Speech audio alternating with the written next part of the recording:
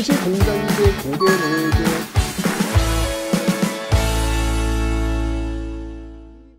자, 그 다음에 이제 사회를 한번 좀 보도록 하겠습니다. 사회. 자, 고려는 어떤 사회로 구성이 될까요? 자, 보면은 일단 이제 신분제도가 이렇게 되어 있습니다. 고려는 신분제도가 문벌, 중간층, 양민, 천민, 대략 이런 신분. 요건 뭐 조선시대 와서 또 거의 유사하죠. 양반, 중인, 상민, 천민 뭐 이렇게 되니까 네 개의 어떤 층으로 나뉘어지네요. 그래서 요 앞쪽 문벌, 중간층, 양반과 중인들은 지배층이 되는 것이고, 그 다음에 양민, 상민과 천민 이들은 이제 피지배층이 되는 것이죠. 근데 이 피지배층이 훨씬 더 압도적으로 많겠죠. 그죠? 자, 먼저 문벌, 뭐 호족, 문벌, 무신, 권문세족 뭐 이렇게 이어지는 그 흐름들이 있을 것이고, 그 다음에 이제 지배층에서 그 밑에 있는 중간층은요, 하급 관리. 그러니까 이들을 서포트해주는 하급 관리 어떤 역할을 하고 있는데, 대표적인 사람들이 잡류, 남반, 분반, 향리, 뭐 군궐에서 일을 보는 그런 사람들이라든지, 또 군인전 받는 사람들 있잖아요. 2군 6위 같은 거, 중앙군 2군 6위, 뭐 그런 군반이 있다든지, 지역에서 그 지역, 향리, 향부곡소, 속군, 속현, 실질적 지배 세력을 제가 설명드렸잖아요. 그런 사람들이 이렇게 중류층을 형성하고 있다라는 걸 봐주시면 되겠습니다. 그죠? 그 다음에 양민입니다. 양민은 이제 세금 내는 층이잖아요. 백성들의 대다수를 형성하고 있는데, 그 양민들 중에서도 대다수를 형성하고 있는 사람들이 백정이에요. 선생님, 백정이요? 무슨 소리예요? 백정은 소 잡고 돼지 잡는 천민들 아닙니까? 근데 왜 신분이 양민이에요? 네, 여러분들이 알고 있는 그 백정은요, 조선시대의 백정입니다. 고려 백정과 조선 백정은 달라요. 고려 백정은 일반 양민이에요. 일반 양민. 이렇게 있다가 여기 이 백정 이쪽에 이제 나중에 소 잡고 돼지 잡고 이제 이런 사람들이 여기에 들어와요. 조선시대 오면 들어오게 되면서 이제 일반 백정들이 그들과 좀 구분을 하고 싶었던 거야. 그래서 그냥 너희들이 백정해라, 난 이제부터 백정 안 할래 라고 해서 분리가 되면서 조선시대는 결국 백정이 천민이 되는 겁니다. 어쨌건 고려시대는요, 일반 백성들을 백정이라고 한다. 인구의 압도적 다수를 차지하고 있다라고 보시면 되겠습니다. 자, 그리고 양민은 양민이에요. 향부곡 소민들이 있어요. 향부곡은 주로 농사를 짓고, 소는 물건을 만드는 그런 사람들이 모여 있다라고 했는데, 아무래도 뭐 이 지역, 예를 들면 일반 백성들이 살고 있는 그 마을이 있을 거 아니야. 근데 그 마을에서 막 반란이 일어났어. 그러면 그 반란이 일어난 지역을 이렇게 향부곡소로 떨어뜨리는 것 같아요. 또는 향부곡 소민들이 공을 세웠어. 그러면 일반 백성들이 살고 있는 마을로 승격을 시켜주는 것 같아요. 그래서 왔다 갔다 해주는 어떤 그런 모습인 것 같은데, 어쨌건 간에 이 향부곡 소민들은요, 일반 백정들에 비해서 세금은 좀 더 많이 내고요. 거주 이전의 자유도 없어요. 이런 어떤 차별성 때문에 결국 이제 이 향부곡 소민들이 들고 일하는 그 경우들이 많이 있는 것 같습니다. 그렇죠? 좋습니다. 이렇게 양민들이 있고 이들이 대다수고요. 천민이 있어. 천민, 뭐 천민 여러 가지 다수가 있겠지만 천민 중 제일 많은 사람은 노비들입니다. 노비들은 그냥 말하는 도구라고 보시면 돼요. 말하는 도구. 사람이 아니야. 그냥 말하는 도구야, 말하는 도구. 이건 재산이야, 재산. 그래서 매매, 상속, 증여가 가능했다. 사람을 매매하고 사람을 상속하고 사람을 증여한다고? 대박. 신문제 사회니까. 이런 모습들이 보였습니다. 그래서 일천즉천이 뭐냐면, 이건 뭐 그냥 한번 알고 계세요. 뭐 아버지 어머니 중에서 한 사람이 천민이야. 그러면 그 자식은 무조건 천민이 되는 거야. 한쪽이 천민이니까. 뭐 이런 게 있다는 거 봐두시면 되겠습니다. 그 다음에 이제 농민들의 조직이 있는데요. 고려시대 농민들의 조직 중에서 여러분 기억하기 향도라는 게 있습니다. 향도. 이 향도가 뭐냐면, 향도가 고려 전개는 그냥 불교 신앙 조직. 여러분들 왜 그 사찰 같은 데 가시면 향을 피운다고 하잖아요. 그죠? 불교에서는 이 향 피우는 그 행위가 굉장히 중요한 행위입니다. 그래서 향을 공양드린다 라고 이제 표현할 정도거든요. 존경의 어떤 표시를 하는 것이죠. 그래서 이 향을 피우기 위한 무리, 도가 이제 무리라는 의미거든요. 무리도자. 그래서 초창기에는 이 불교 신앙 조직, 이 매향이라 그래가지고 그렇대요. 그 향나무를 이렇게 바다에 묻어두면 이 향나무가 떠오르는 순간 미륵부처가 세상을 구원하러 온다. 뭐 그런 이야기가 있어가지고 그렇게 향나무를 이렇게 바다에 묻는 뭐 어떤 그런 공동체적인 어떤 행사 이런 것들을 주도하는 게 향도였다는 이야기죠. 그런데 이게 시간이 흘러가면서 후기로 오면 그냥 마을 공동 조직, 상장 제례, 사람 죽었어. 그럼 마을 사람 다 모여가지고 관 내고 이렇게 가는 상장 제례의 조직으로 성격이 좀 변하고 있다라는 건데 이 향도는요 조선시대까지 쭉 이어지고 있습니다.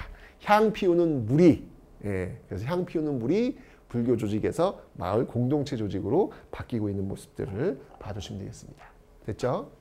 자, 그 다음에 고려의 사회제도입니다.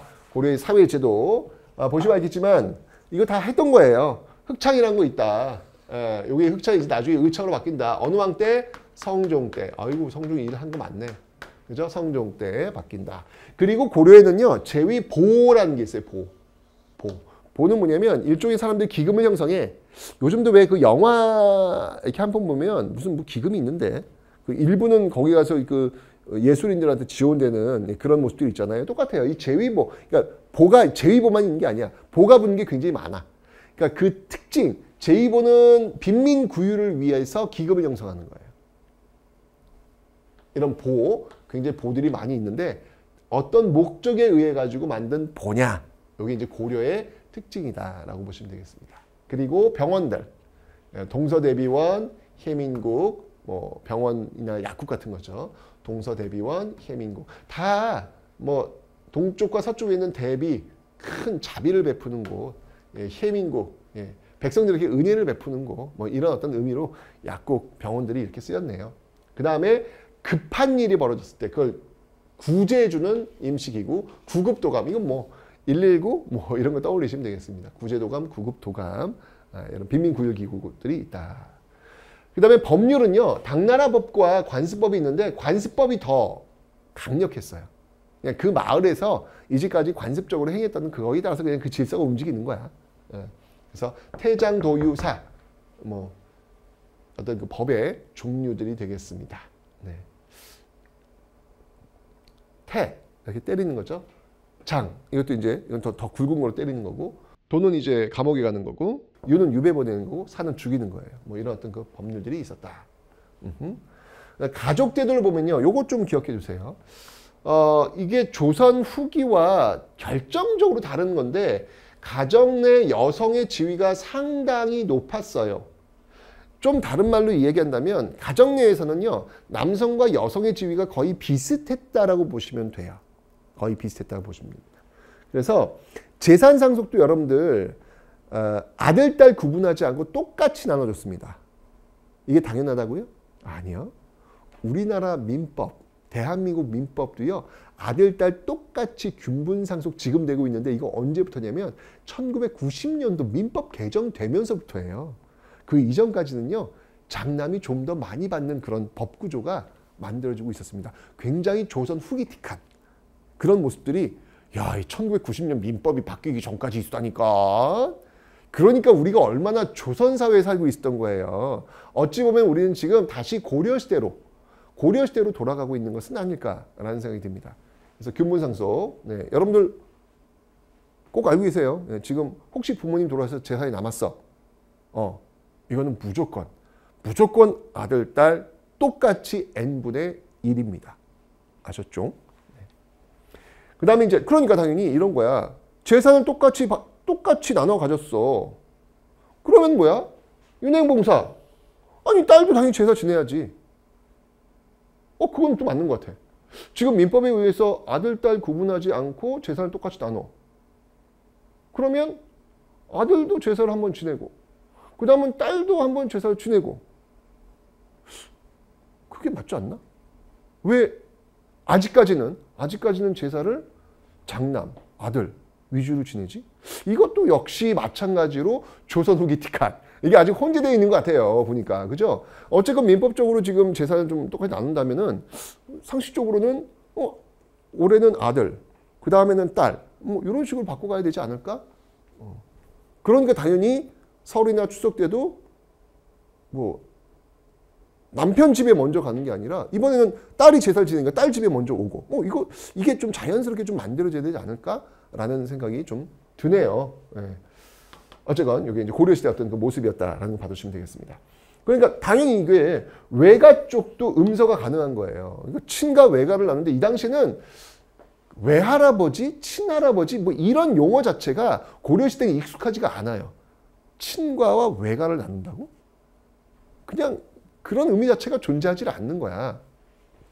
그러니까 당연히 이쪽 어머니 쪽의 음서 조상들이 좀 좋아. 그럼 내가 덕을 보는 거죠. 그다음에 호적도 나이순으로. 이게 조선후기 오면은 나이순이 아니에요. 남자 위주로 이게 기재가 되거든요. 예, 호적도 나이순으로. 그러니까 고려시대는 이게 가정 내 어떤 여성들의 지위가 상당히 높다. 이런 것들은 지금 우리가 좀 더 눈여겨볼 필요가 있다. 우리가 생각하고 있는 전통이라고 하는 거. 그 전통이라고 하는 것은 어찌 보면 조선 후기의 그 짧은 시기의 어떤 시선을 가지고 우리가 이것을 우리의 전통이라고 착각하는 것일 수도 있다. 역사를 배우는 이유가 그런 거거든요. 그런 어떤 선입견, 그런 어떤 편견들을 깨기 위한 도구, 이런 것들이 바로 역사에서 나오기 때문이 아닐까라는 그런 생각이 드네요. 네. 자, 이렇게 해서 고려시대의 어떤 사회, 경제사회의 모습들을 한번 살펴봤습니다. 자, 여러분들, 고려시대는요, 굉장히 좀 이렇게 열려있는 그런 사회였습니다. 우리가 생각하는 어떤 시선들, 남녀 간의 사랑도요, 굉장히 뜨거웠어요. 예, 그리고 아주 그냥 적나라했고요. 우리가 지금 생각하고 있는 어떤 그런 사고방식들이 굉장히 조선 후기, 특히 유교적인 이런 어떤 모습들, 한번 고려인들의 어떤 눈을 가지고 살펴보는 것도 흥미진진하지 않을까라는 그런 생각이 들면서 고려의 경제사회 마치도록 하겠습니다.